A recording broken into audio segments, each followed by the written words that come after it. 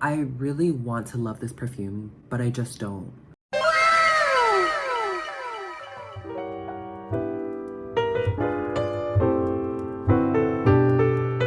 Welcome back to my channel. So as you may have heard by now, Ariana Grande came out with 2 new fragrances inspired by Wicked, and in today's video we'll be taking a look at the Glinda perfume, which is called Glinda Bubbly Pink. Definitely make sure to check out my review on Elphabet's perfume. I'm actually not sure which one's going to be uploaded first, but I want to try to get them up within like a day of each other. But knowing me, who can really say? Glinda Bubbly Pink is definitely a perfume of all time.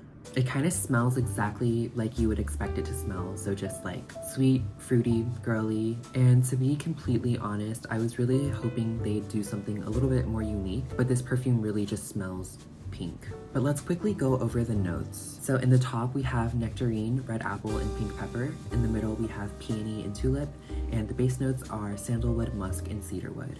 This fragrance smells extremely similar to Maud Blush. To my nose, they're like almost identical. You would just take the passion fruit note out of Maud Blush and replace it with a red apple, and also like a touch of peony, and that's what it smells like. The perfume is sweet and clean, but it's also very unremarkable. And I hate to say it, but it does feel like something that you could find as a body mist at Bath & Body Works. It's just like a very fruity body mist-esque scent. In my book, that's definitely not a good thing. Glinda Bubbly Pink is very linear. It's cute for what it is, but it also just feels kind of predictable and redundant. And I feel like personally, this isn't how I would envision Glinda to smell. I feel like it's so like over the top girly and youthful, whereas I think Glinda would smell a little bit more candy sweet. And I'm talking like pink marshmallows and cotton candy, as opposed to being solely fruity and floral sweet. You know what I mean? I also feel like she would smell a little bit more opulent given she comes from wealth. So at least with my interpretation of Glinda as a character, I don't think just a simple feminine pink fruity floral is the perfect portrayal of her as a fragrance. But yeah, with that, let's go ahead and move into the review portion. So starting with presentation.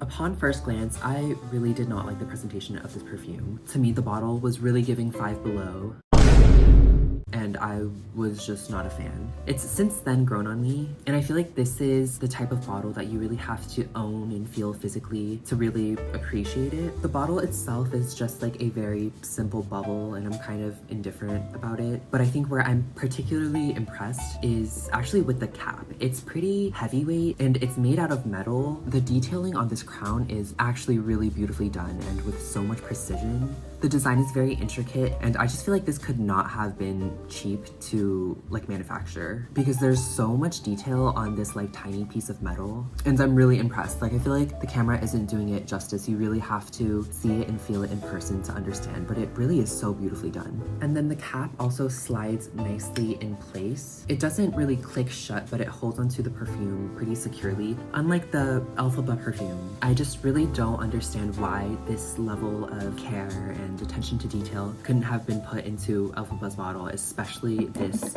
janky ass cap.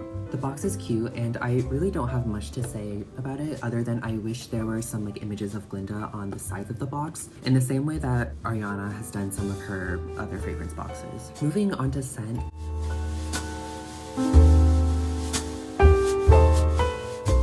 I am disappointed. Like, there's really no way for me to sugarcoat it, and I want to be as honest as possible. This is probably gonna get me blacklisted from like any sort of Ariana Grande fragrance PR, but like, I just don't really like how it smells.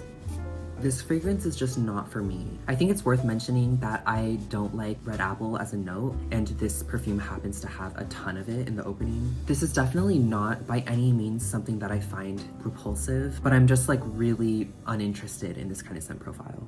I think a lot of people will enjoy Glinda Bubbly Pink just because it's really sweet and simple and clean and fresh, but to me it just feels uninspired. This just is not a fragrance that I would catch a whiff of and be like, oh my god, that smells so good, because it's very like ordinary. I really wish that this perfume was one that told a story, but this one does not. I think the apple note in this smells very similar to Escada's Candy Love, which I also own, but it's literally like in the bottom of my cabinet in a box somewhere because I never reached for it and I never wore it.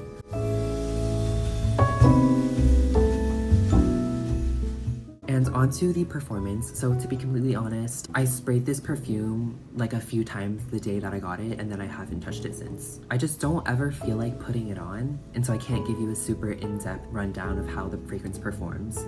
In my experience, I will say Glinda Bubbly Pink has pretty high projection, and it really will literally envelop you in a scent bubble. So if you're looking for a pink fruity floral that actually projects, I think this might be one to check out. Longevity is okay. I think that it really starts to taper off at the 6-hour mark, maybe less, but again, I haven't worn the fragrance enough to say that with a lot of certainty. Overall, the performance is pretty good and considerably better than some of her other fragrances, so you can almost think of this as like a mod blush but with better performance. Overall, I don't know, I really want to love this perfume, but I just don't. It doesn't smell that good to me.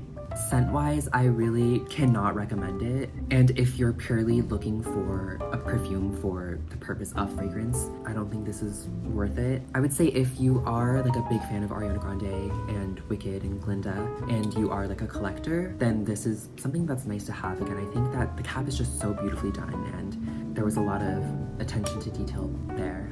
It's beautiful. But I would say for most people, this would be a pass. Also, I'm wearing my Wicked shirt.